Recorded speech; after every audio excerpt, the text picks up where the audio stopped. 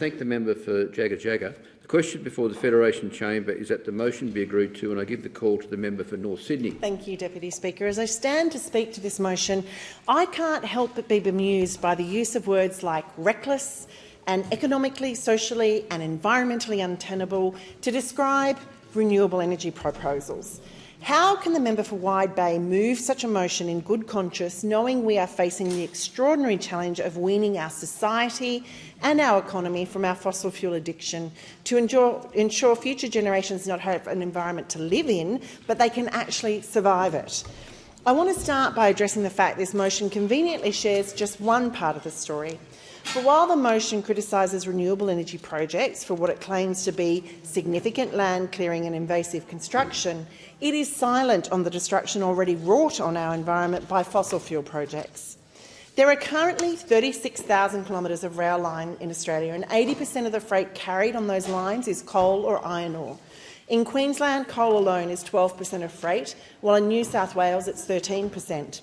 If we assume coal and other fossil fuel makes up around 40% of our freight rail, then the pro rata footprint is around 14,500 kilometres of rail infrastructure. Add to this the over 1,600 kilometres of pipelines for oil and a further 23,000 kilometres for gas, then include the existing transmission lines for Australian fossil fuel-based electricity system at around 40,000 kilometres, and we end up with a fossil fuel supply chain footprint in Australia which extends over 80,000 kilometres. By comparison, AEMO estimates we need 10,000 kilometres of transmission lines to facilitate our energy transition. Taking this one step further, though, gas and oil pipelines typically have a 30-metre wide right-of-way corridor, and railways are similar. Take the 80,000 kilometres then, the footprint, and multiply it by the required corridor allowances, and you get 2.4 million square kilometres is currently set aside to accommodate fossil fuel energy generation. By contrast, the highest voltage transmission lines have a 60-metre wide corridor, meaning the new renewable energy infrastructure will have less than half of the footprint, just 600,000 kilometres of the current fossil fuel assets. I asked the member for Wide Bay then, as you prepared this motion, did you consider the environmental impacts of the energy system that already exists, or was it just far too convenient to completely overlook it? Let me continue by explaining Australia currently has around 200 known coal deposits and 100 coal mines. The 5 largest of these produce 87 million tonnes of coal per year.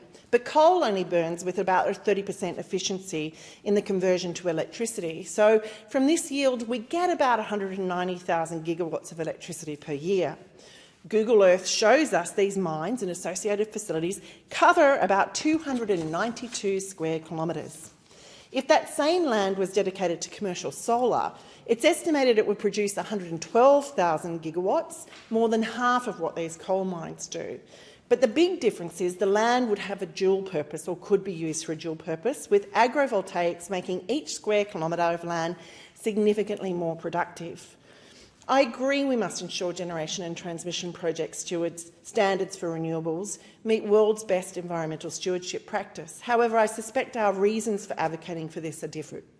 For me, I believe it's important because I want to ensure that as we transition, we do so in a way which is good not just for humanity, but for biodiversity in the wider sense. By contrast, I suspect this motion is crafted in this way to ensure existing fossil fuel proponents use it as a tool to delay cleaner energy future.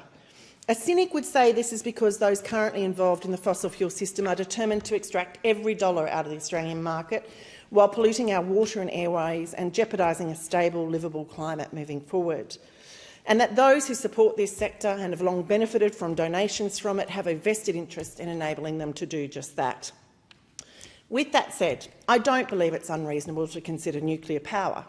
Australia does, after all, provide a third of the world's uranium.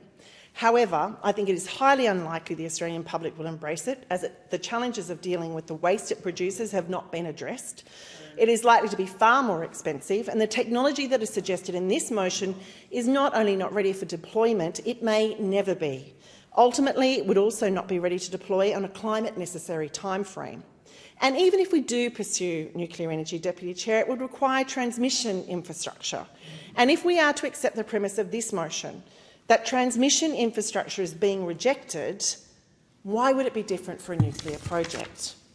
If the member for Wide Bay really cared about the cost of energy for Australian households, he would be advocating for an overhaul of Australia's bicentennial market rules for our electricity system. I thank the member. There being no